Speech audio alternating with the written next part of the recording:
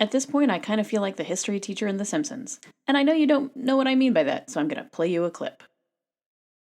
Wait a minute! You didn't learn how World War II ended! We won!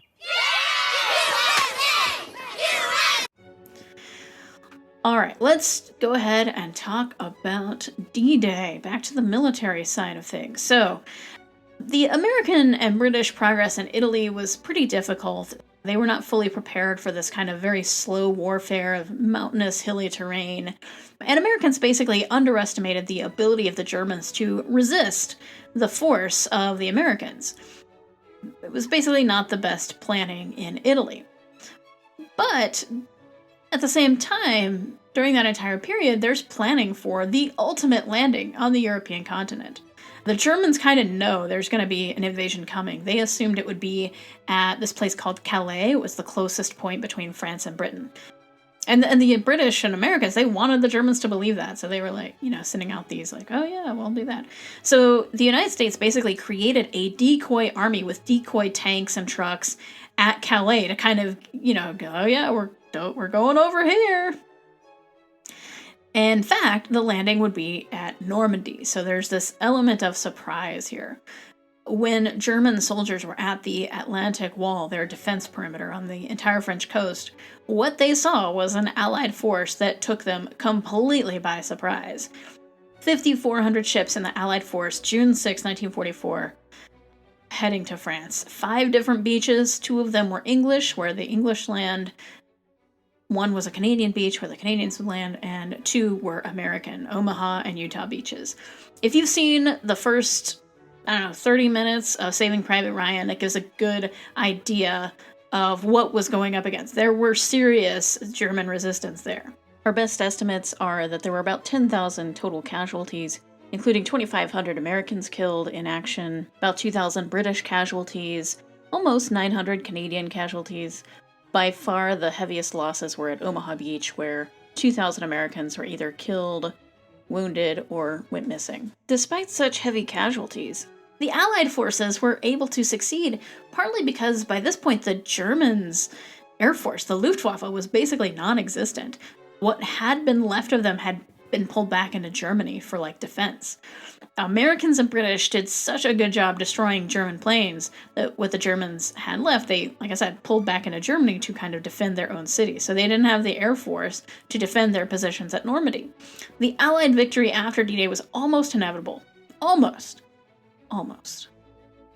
Once the Allies had a firm foundation, it did take several weeks to break out of Normandy. And there were 2 kind of moments during the remainder of the war that were problematic. So in the Netherlands, there's this thing called Operation Market Garden.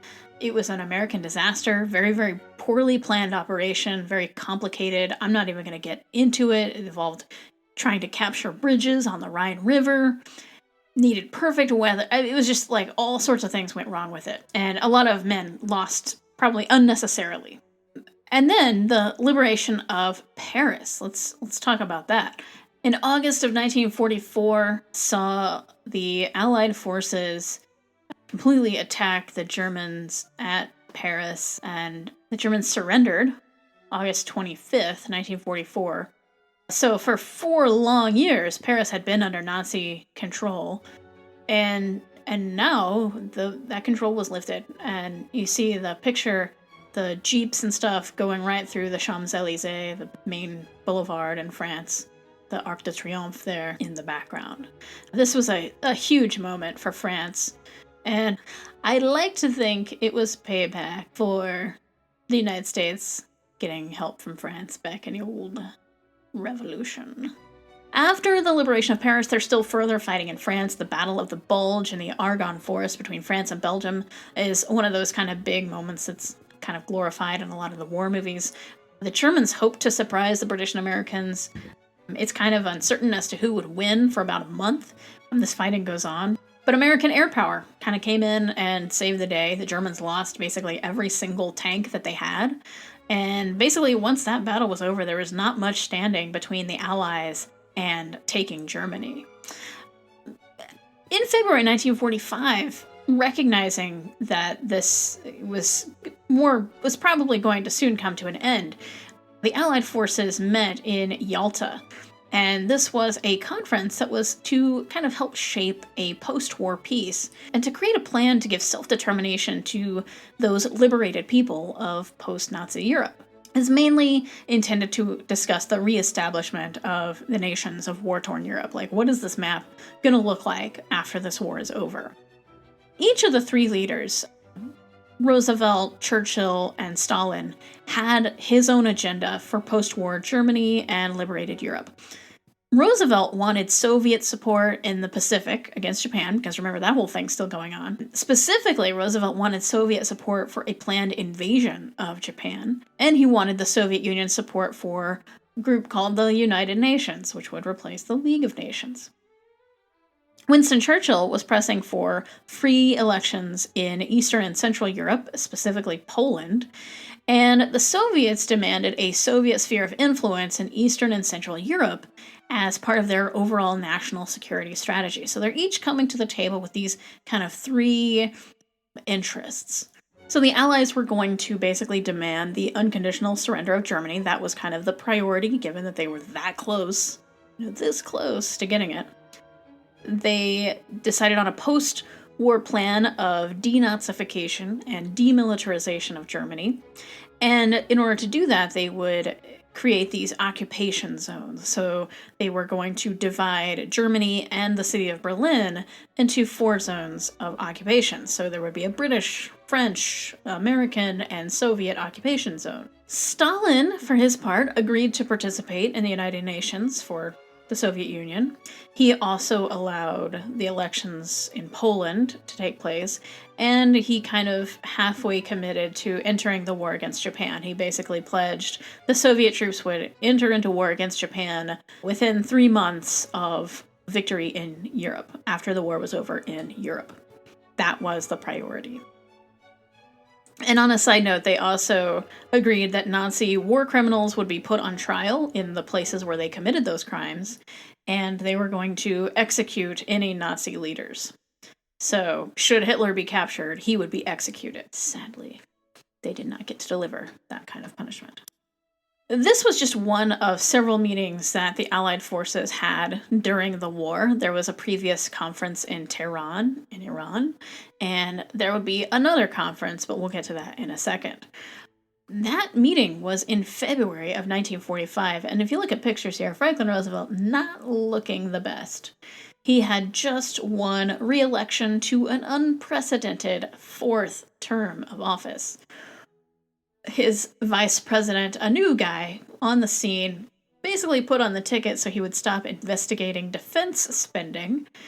A guy, little-known senator from Missouri, Harry Truman, would soon be thrust in the spotlight.